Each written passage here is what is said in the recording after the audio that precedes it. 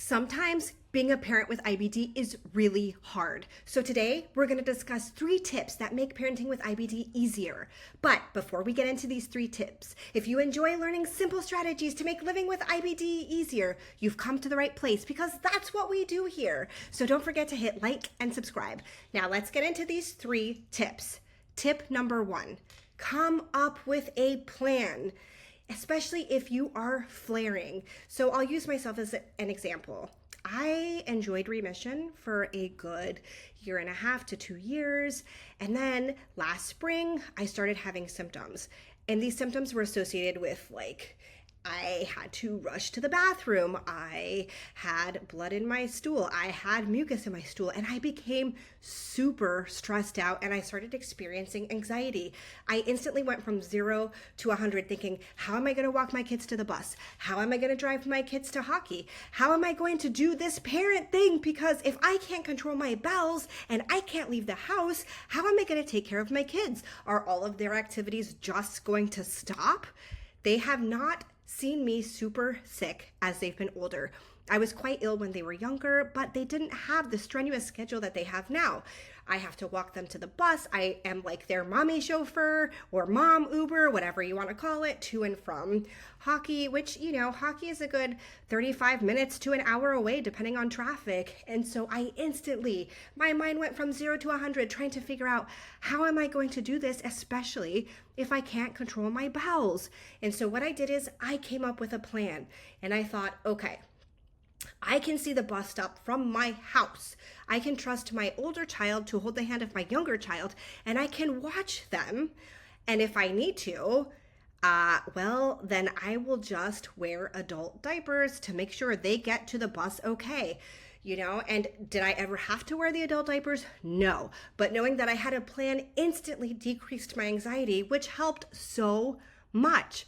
I also journaled. You all know I am such a proponent for journaling because all of the anxiety and fears and worries that you have inside your body, you are getting them out on paper. And getting them out on paper helps make sense because, at least in my mind, I have a million things going through. So oftentimes I can't, realize what my true fear is unless I get it out on the paper. Once I see it on the paper, it starts making sense, and I can come up with a plan and realize what is the highest priority for me. So I came up with the plan for the bus stop. Luckily, I never had to use that plan. I know for me personally, it is worse for me in the morning. So I knew I was going to have urgency issues, so I got up extra early. I had my bouts in the bathroom, and by the time my kids were ready to go to the bus stop, I was pretty well empty. I made sure I didn't eat or drink anything. Is that ideal? No, but it is what I had to do at the time. I then switched up my diet, talked to my doctor, calmed down a little bit, and luckily I was able to get my symptoms under control, and eventually they went away. Thank goodness. But as far as getting my kids to hockey, I really, really stressed, and I was like, well, I suppose I could sit in the car, but that wouldn't help. So then I thought, who lives near me that goes to the same hockey rink that could possibly help? And trust me, I know everybody says ask for help, but sometimes we don't want to ask for help because we don't want to admit that we're sick. However, if you have kids and you have a busy schedule and there are people that can help you, ask them for help. You might be surprised with their reaction. I know if somebody was in the same situation I was in and they asked me for help with their kid, I would help them. So please don't be embarrassed about that. Tip number 2, talk to your doctor.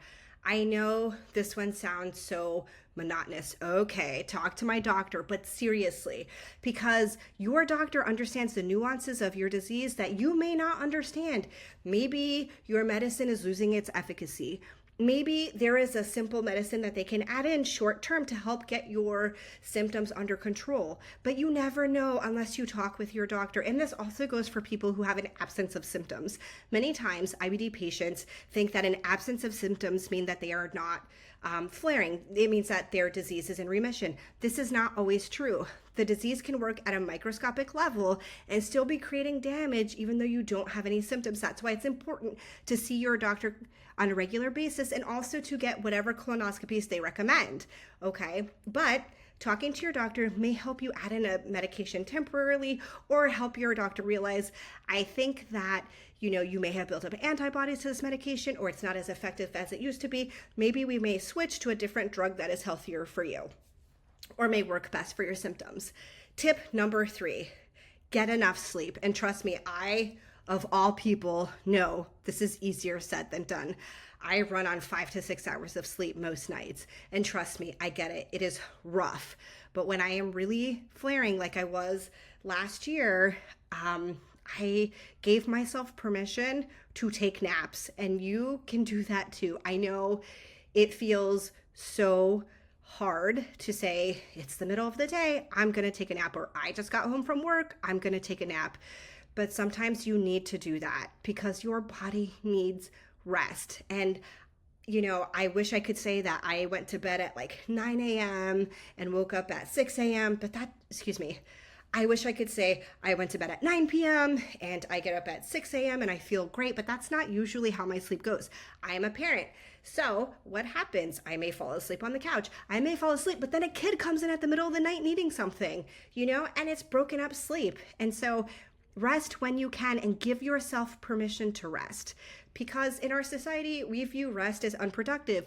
If you have inflammatory bowel disease or another autoimmune disease, rest is crucial. Rest is how your body heals, right? Because we need rest. And also society is wrong thinking, oh, rest is a waste of time. No, that is so not true. So please give yourself permission to rest.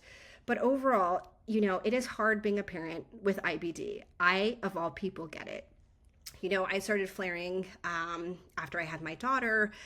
3 weeks later, I was like in a full-blown flare. It was horrible. The doctor prescribed about 40 milligrams of prednisone, and I was terrified. For the first time in my life, I thought, oh my gosh, what if I have colon cancer? Like, I can't die. I'm here for this kid. Like, who's going to raise her? What am I going to do? And it was a whole new set of feelings and anxiety that I had never experienced before. Yes, I had experienced anxiety over like not being sure if I was going to be able to make it to the bathroom and things like that. But this was the first time I realized my own mortality, as in I can't die, right? Because I have this little human that is depending on me.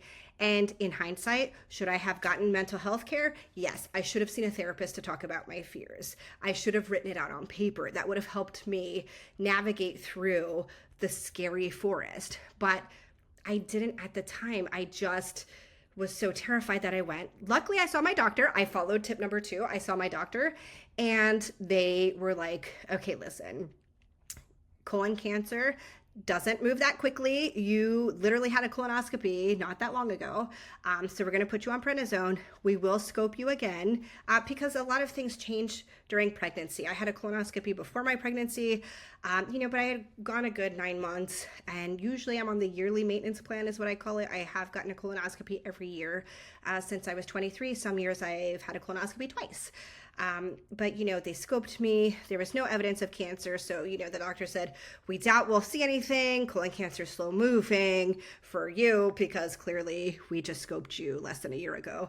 And that was a huge relief for me. But if I would have held those anxieties in and those fears and didn't see my doctor, I would have walked around with, being scared, and that doesn't help our illness either. So just to recap, the 3 tips we can do as parents to make living with IBD easier. Tip number 1, come up with a plan, understand what your schedule is and things that you can do to kind of work through your disease symptoms, things to make your life easier. Do not be afraid to ask for help. I know this can be so hard, but you'll be surprised at the number of people that are willing to help.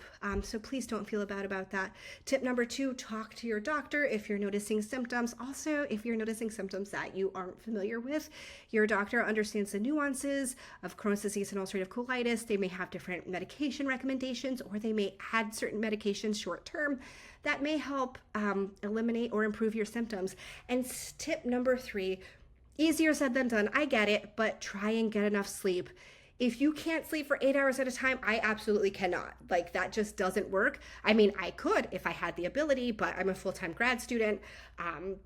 I'm taking care of 2 kids. I'm their primary caregiver. They wake me up in the middle of the night. Like, it is very difficult for me to get a full 8 hours. Honestly, I can't even tell you when was the last time I got straight 8 hours of sleep. Even straight 7 hours of sleep, I literally have no idea. So what do? I rest when I can, and I give myself permission to take naps if that needs to happen. So, I'm here for you all. Feel free to reach out with any questions or concerns. Leave any comments that you have. I want to know if these strategies are helpful for you. And I hope you all have a wonderful day. And I will talk to you all soon. Don't forget to hit like and subscribe. Take care. Bye.